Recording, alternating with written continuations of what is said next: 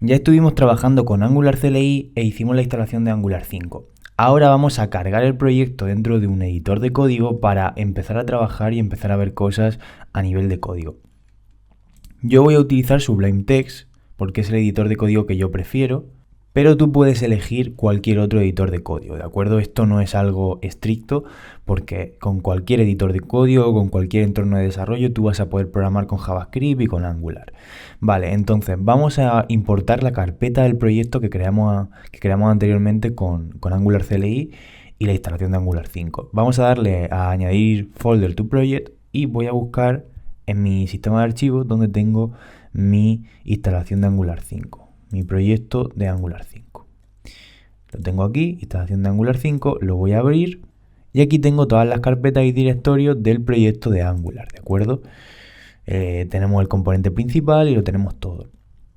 Entonces voy a volver a arrancar el live server y el proyecto de Angular para poder tenerlo corriendo porque lo cerré, ¿de acuerdo? Entonces voy a ir a mi directorio c2.wamp barra 3w barra instalación Angular 5. ¿De acuerdo? Ya estoy dentro. Y ahora pues me queda lanzar el comando npm start o ngserve, como tú quieras. Y eso nos va a cargar el servidor de desarrollo de Angular en localhost 2.4200. Vale, pues ya tenemos nuestro servidor local de desarrollo de Angular corriendo. Vamos a copiar la URL y la vamos a pegar en el navegador. ¿De acuerdo? Ya tenemos nuestro proyecto aquí, arrancado. Como ya sabemos, dentro de Angular tenemos una carpeta que se llama src. Dentro de ahí es donde nosotros vamos a estar programando realmente, donde nosotros vamos a tocar mayoritariamente el código. Luego tenemos un fichero que se llama index.html, que es la estructura básica del proyecto, donde todo va a cargar aquí, ¿de acuerdo? Dentro de este componente principal va a cargar toda la aplicación. Y luego dentro de app vamos nosotros a generar componentes, servicios, vistas, plantillas y todo. Entonces esto que ves aquí, el app root, no es más que un componente. Y esta etiqueta es una directiva que genera el componente. Un componente es algo como esto. Y un componente no es más que un pequeño elemento lógico que va a conformar nuestra aplicación de Angular. Todo dentro de Angular al final va a ser un componente. Entonces nosotros podemos tener un componente para la página principal. Por ejemplo, el app root de este componente, app component, es el componente principal sobre el que se cargan todos los componentes. Podemos tener un componente para la cabecera, podemos tener un componente para la home, un componente para la página del listado de no sé qué, un componente para el footer, un componente para el sidebar, un componente que sea una sección nueva, ¿de acuerdo? Un componente para hacer una pequeña funcionalidad, un componente que reciba algún tipo de dato, lo procese y lo muestre, en fin, podemos tener cientos de miles de componentes, cada uno enfocado a una acción diferente, ¿de acuerdo? Y al final también un componente no va a ser más que un trozo de pantalla, ¿de acuerdo? Al final un componente lo que va a hacer es pintarte o renderizarte un trozo de pantalla y va a controlar exactamente ese trozo de pantalla. Por ejemplo, esta clase que yo tengo aquí va a controlar el componente app-component que tiene esta etiqueta, ¿de acuerdo? Entonces nosotros vamos a tener un componente y ese componente va a tener una vista asociada, que es esta vista que estamos asociando aquí, ¿de acuerdo? Este fichero HTML, que es este. Entonces un componente va a controlar ese trozo de pantalla o de la vista y todo, absolutamente todo lo que se puede ver dentro de la pantalla es controlado y gestionado por este tipo de elementos, por los componentes. Nada que se muestre en la pantalla no va a ser un componente salvo lo que hay en el index.html.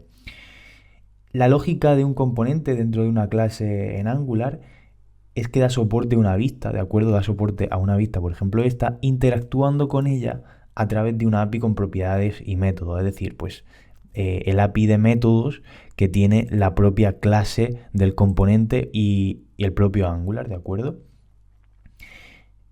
Y al final también el componente lo único que hace es de mediador entre la vista y la lógica de la aplicación, donde se incluirá el modelo de datos, la lógica que tenga el componente y tal. Entonces al final lo que es el componente, lo que tenemos aquí es una especie de controlador en el cual nosotros vamos a llamar a modelos, servicios y vamos a hacer lógica. Y va a dar soporte a una vista en la cual el usuario va a estar interactuando. Entonces un componente es esto lo que te acabo de explicar.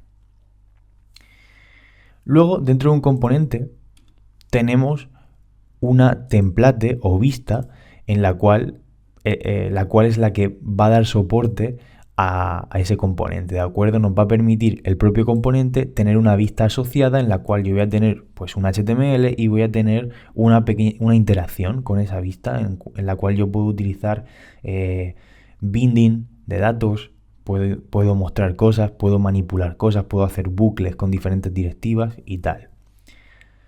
Entonces las plantillas van a definir la vista de los componentes, ¿vale? Son HTML que tienen una sintaxis especial de Angular, ¿de acuerdo? Trabajando con data binding, directivas, etcétera. Otra de las cosas características dentro de una clase, de un componente de Angular, son los decoradores. O dentro de Angular, una de las cosas comunes son los decoradores, que es esto, ¿vale? Los decoradores nos van a permitir cargar metadatos o atributos que va a tener el componente. Entonces, un decorador es un patrón de diseño al final con el que vamos a configurar dinámicamente atributos o metadatos de las clases y los componentes. Entonces, los metadatos, que son esto de aquí, lo que estamos cargando aquí, estas opciones o propiedades, los metadatos van a describir a las clases, pero también describen las relaciones. Por ejemplo, si tenemos un componente y una plantilla, el metadato se va a encargar de decirle a Angular que ese componente tiene esa plantilla y que van juntos, entre otras muchas cosas, ¿no? Por ejemplo, este metadato me está diciendo que la etiqueta o el selector que va a generar este componente es app-root. Me está diciendo también que la plantilla está generando una relación con este fichero, ¿de acuerdo? Que el componente va a cargar este fichero como vista. Y también me está indicando, y le estoy indicando los estilos CSS que voy a tener, que es este fichero. Con lo cual, el decorador es importante porque va a introducir unas propiedades dinámicas y va a permitir que configuremos los componentes y otros tipos de elementos que también hemos visto en el curso o vimos en otros cursos. Y también en otros tipos de elementos como los servicios y como las pipes, etc. Y entonces un decorador al final nos va a permitir pues configurar ese tipo de elementos. ¿Vale? Así que eso es un componente, lo que te he explicado, y está formado por esos trozos de código, por esas partes. Ya te digo, haciendo un resumen, un componente es una parte lógica, un trozo de aplicación que controla una vista y que hace algún tipo de acción. Puede ser un componente más grande o más pequeño, puede ser un componente que sea una página o una sección de la web, puede ser un componente que solamente sea un trocito de página que muestre unos datos o que haga algún tipo de interacción. El componente va a tener un decorador que nos va a permitir ponerle atributos o metadatos a ese componente. Le vamos a poder indicar diferentes cosas y vamos a poder cargar plantillas o vistas que van a mostrar una información. Entonces eso es un componente y en la siguiente clase vamos a ver cómo crearlos.